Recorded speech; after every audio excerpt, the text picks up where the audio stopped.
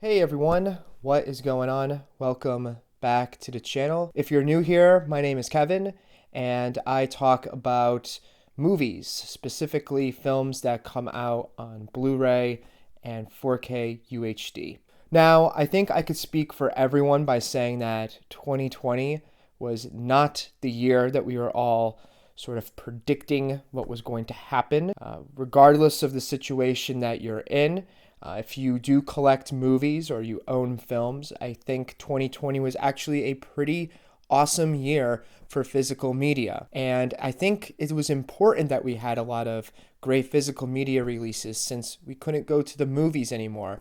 I only saw Tenet over the summer. I was the only person in the theater. It was a good movie. I enjoyed it, but the experience was lacking because I wanted my friends to be there. I wanted others to experience the film together. So yeah, movies, it's been kind of weird for 2020, not gonna lie. But regardless, in today's video, I wanted to show a few of my favorite 2020 releases of the year. And it's going to be two videos.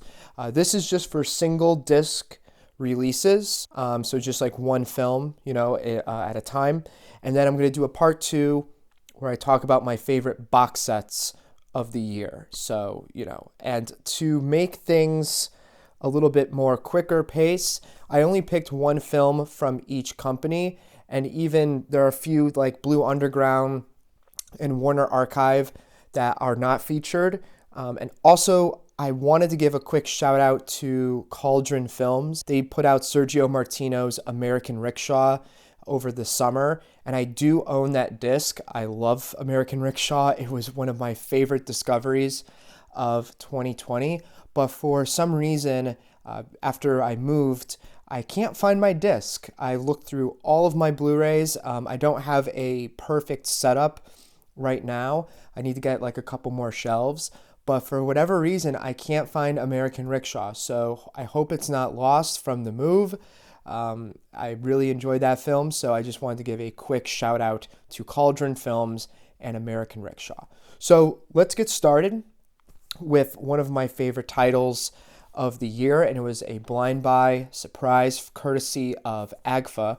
And this is Limbo. Yes, Limbo. It's a AGFA and Bleeding Skull collaboration, and this is a film that I was really interested in because I'd heard folks in Bleeding Skull talk about it for a while now, and it had their pitch was it was a female-driven narrative that was sort of like an envision of like a Nine Inch Nails music video and like David Lynch surrealism.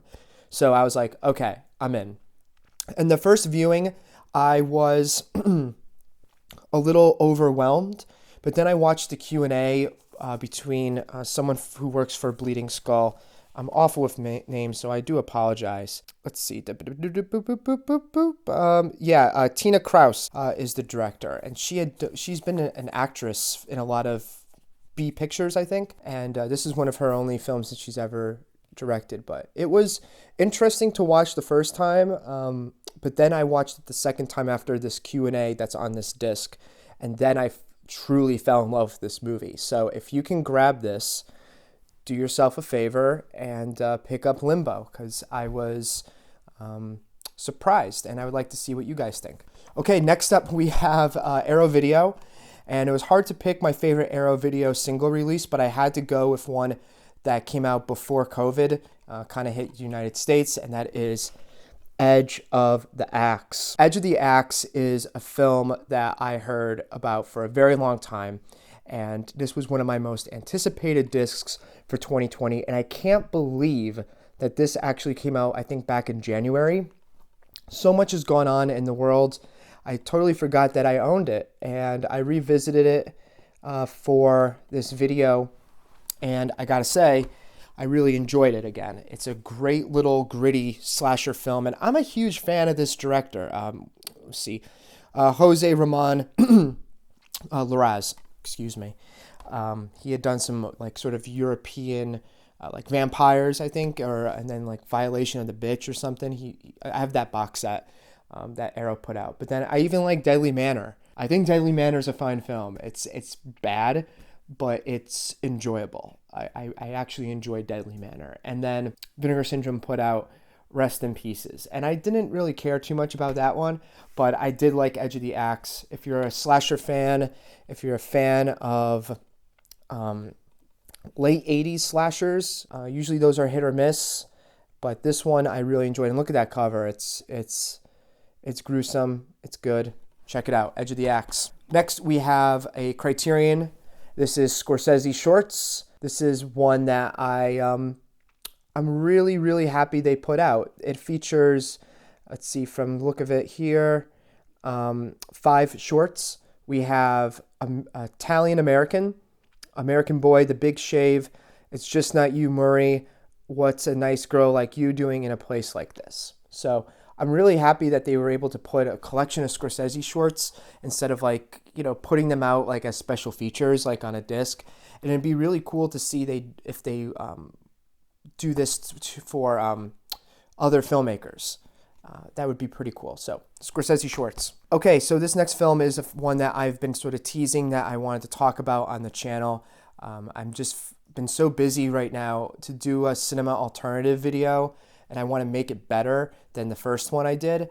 It's just going to take a lot of work, so I wanted to, take my time, and that's why this video is coming up beforehand. But I am going to be talking about Alphabet City at some point in length because I really like this movie. It was a great discovery, considering I was familiar with Amos Poe, his previous work he had done in sort of the Lower East Side, New York, no-wave scene. And this is just a really, really interesting time capsule of a New York City that you don't really see that often.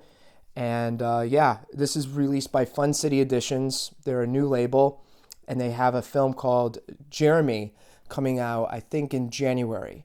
And you could get, I think the slipcover's sold out now, but they are also a partner with Vinegar Syndrome. So yeah, that's Alphabet City, Fun City Editions. Next, we have a title from Scorpion Releasing. This is The Gates of Hell, directed by Lucio Fulci. This is a disc that I've been waiting for some time now because I didn't get the special edition that Arrow put out in the UK. And the last time I owned Gates of Hell, it was a City of the Living Dead DVD by Blue Underground. And for some reason, I just never bothered to upgrade my disc. But this is well worth the wait, and it's highly recommended. I mean, you could see the special features. There's a lot. And there's also a new audio commentary with Troy Howarth and Nathaniel Thompson. That's worth it alone. Troy Howarth is fantastic. So is Nathaniel Thompson. And yeah, just a lot of special features, a lot of interviews with whether it's production designers, camera operators, writer. And it's a new 4K scan. So this comes recommended. You could pick this one up at roninflix.com. Okay, next title is a Scream Factory release. It was very difficult to pick a favorite Scream Factory title because they put out so many, and this year they had taken advantage of the Paramount Pictures library, hence why we were able to get Friday the 13th. And this is My Bloody Valentine from 1981. My Bloody Valentine has had a weird history on home video, at least on Blu-ray. I think it was Lionsgate who owned the rights to My Bloody Valentine for a long time. The disc went out of print. It was highly sought after. A lot of people always just wanted to get this movie back out, and finally Scream Factory was able to do that. And I think that's why this is one of my favorite discs of the year, because it's a film that I remember seeing probably around the time the remake came out. I was a teenager, and it was readily available. And now that it was gone for a long time, it was one of those slashers that I've just always had sort of a foggy memory about, but just didn't remember everything about it. And this release by Scream Factory definitely helped me sort of revisit those memories that were foggy. And it's just a really great slasher. It's one of the best holiday themed slasher films, and it's my favorite release from Scream Factory. All right, next we have Severin. I'm just going to show this one real quick. I'm sure I'm not going to get I'm not going to get in trouble. But this is a Severin release, Massacre in Dinosaur Valley. No, there are no dinosaurs in this film, but I had a trip watching this movie. Before watching the film, I was kind of like having a bad day or whatever, and I just wanted to pop in a movie. And I had the Severin package from that month, and I was thinking, you know what? I'm finally going to watch Massacre in Dinosaur Valley. I know there was an 88 films release, and I had a lot of fun. From the moment, I think it's a helicopter or like a small plane, from the moment they crash into this like remote area, I was hooked. It's a lot of fun. The main lead guys kind of has like a charisma similar to, like a Harrison Ford. He's an Italian, Harrison Ford. But yeah, Massacre Valley. I think you could still get this slipcover if you are of age, of course. This channel's for kids, not really, but that is Massacre in Dinosaur Valley. Okay, second to last title is one from Synapse, which sadly I wish I had a way of a more of a way to decide what my favorite Synapse release was. If there was, by that I mean like a dozen to choose from. And unfortunately, they didn't put out too many discs in 2020. And I know what you're thinking. Kevin, which one did you pick up? Which steelbook? I didn't pick any of them up. I got Hot Dog the Movie. Hot Dog the Movie is from 1984, and it is a skiing 80s TNA comedy that I discovered during the pandemic, because it was put out, I think, back in February. And I really, really enjoyed it. I love these kinds of movies. They're so silly and goofy. And sadly, I feel like they don't really make them anymore. Everything's so PC now. You can't have a movie, with crazy teenagers being teenagers or young adults. But the transfer is great, as always. I just hope in 2021, Synapse puts out more titles, because I really do think they're one of the best companies out there.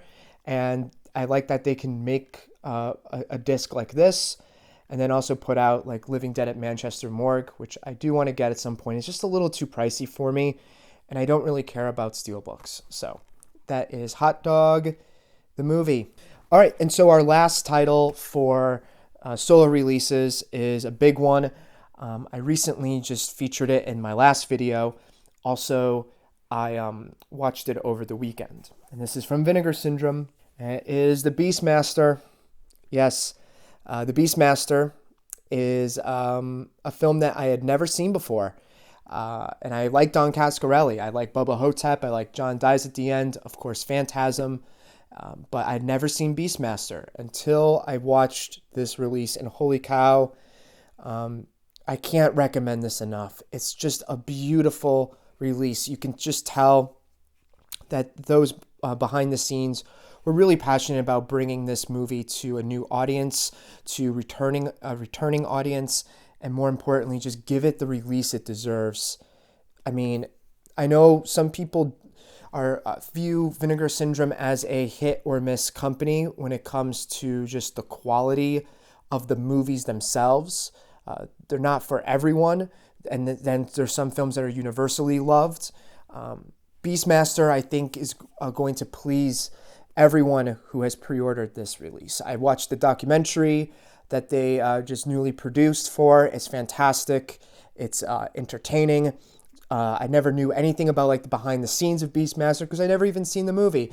And the movie gave me goosebumps. It made me feel like, man, if I was a teenager in the 80s, or hell, even just a child of the 80s, and I stumbled upon this on like HBO, I would have loved this movie. And the great thing is, being 26 now as an adult and never seeing it before, I fell in love with this movie right when it started. It's just a really great, weird, sword and sandal movie that has elements of horror. The cinematography is just absolutely stunning, and I'm just really happy Vinegar Syndrome put this out. So bravo. If you haven't picked this one up, please check it out. So there you have it, folks. those are my favorite Blu-ray discs of 2020. And as promised, I'm going to do a part 2 where I talk about the box sets that I picked up during this year. And expect a cinema alternative episode very shortly. I know I've been delaying it, but I just got things to do. So thank you once again to those who have just recently subscribed and liked my videos. It really means a lot. Stay awesome, stay positive, and until next time, see you later.